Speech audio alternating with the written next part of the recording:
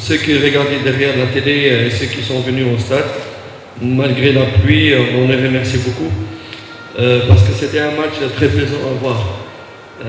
Il y avait de l'intensité, du beau jeu, surtout de la part du club de Yanga. C'était difficile pour l'équipe de Monastir de donner plus parce que quand nous sommes qualifiés, quand une équipe est qualifiée, mentalement, inconsciemment, elle a du mal à donner le maximum. En tout cas, je suis très heureux. Je félicite toute la grande famille de Young Africans pour cette qualification.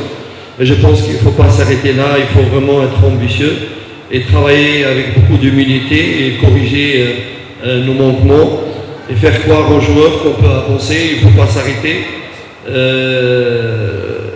tout en restant humble, mais confiant et avec une grosse envie d'aller de l'avant.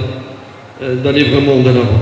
Je profite donc aussi pour féliciter l'Union sportive monastérienne pour cette semaine. Elle a fêté 100 ans de son existence. Je félicite aussi l'équipe des Simba, les fans des Simba, d'être qualifiés hier au quart de finale. Yanga aujourd'hui, je pense que c'est une très bonne chose pour le football tanzanien. Asanteni sana, nashukuru kwa wote ambao waliojitokeza na ambao walikuwa wanaangalia mechi kwenye TV. Ijapokuwa mvua ilikuwa kubwa, lakini watu walijitokeza. Ilifurahisha sana. Ndani ya dakika 90 tuliutawala mchezo, sababu kama nilivyosema, lazima tupate matokeo ambayo itatupeleka kwa hatua ambayo ilikuwa nzuri.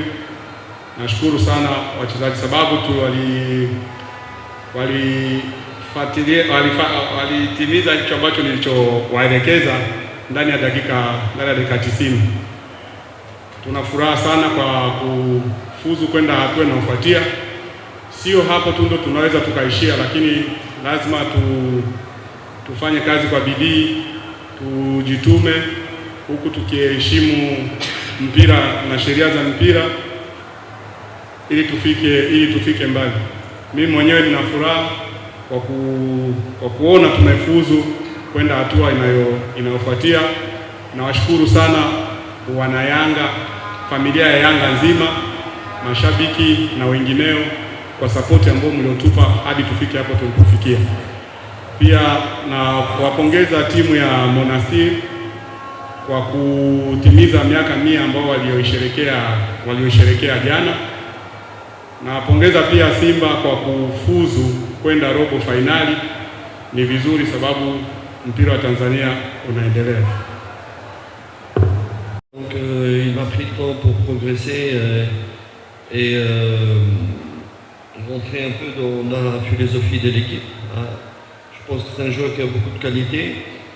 Seulement il doit être beaucoup plus calme dans ses interventions pour éviter des fautes ou des cartons. Nous ne l'avons pas utilisé parce que, comme vous savez, un match en Tunisie, nous avons pris de balles arrêtées, de corners, de balles hautes. Sachant aussi que Monastir, ils avaient des attaquants bons de la tête. Nous avons préféré d'avoir 2 joueurs axiaux très bons de la tête. Et je pense qu'on n'avait pas tort dans notre choix. Baka anaenda na prove siku hadi siku, na ndio maana ameingia kwenye kikosi. Bado kuna vitu vidogo tu ambavyo inabidi ajifunze. Kwa mfano kama ukabaji wake huwa anakaba kwa brutality. Atakaporekebisha hilo swala la ukabaji, ni mchezaji mzuri, sababu huwa anaingia kwenye filosofi ya timu kidogo kidogo. Na pia ilibidi tutumie Baka sababu tulifungwa na wale Monasi magoli 2 ya mipira za kufa. Ikabidi tutumie mabeki wale ambao wana uwezo wa kupanda juu kwenda kupiga mipira ya vichwa. Ni mojawapo ya sababu ya kumfanya tutumie Baka ili kusave hiyo situation. You see the performance of the players. Ni vile nazidi kukua kila siku na kuongoza kundi. Tutegemee kwamba mpaka mwisho tutaona Young Africans akishika nafasi ya kwanza na kuweza kupata advantage kwamba hatua inayofuata kuweza kuanzia away na kumalizia nyumbani. Félicitations avec le match d'aujourd'hui. Tu es le premier dans le groupe avant d'aller jouer contre Mazembe. Est-ce qu'on espère voir toujours Yanga premier jusqu'à la fin de cette compétition? Parce que si Yanga arrive à terminer la compétition à la première place, il aura la chance de commencer le quart de finale en étranger. Merci, oui, on va essayer, sachant que Monastir va recevoir le Real Bamako chez eux et non en des déplacements. On va essayer, en tout cas on va aller, si Dieu le veut, aller jouer un match sérieux à Lubumbashi, vraiment sérieux. C'est pas dans notre philosophie, dans notre caractère d'aller... et le joueur, s'il ne se donne pas, il ne va pas jouer. Il faut être sérieux jusqu'au bout. Et après, finir premier ou deuxième, Dieu le saura. Je ne peux pas répondre. On aimerait bien vraiment le finir.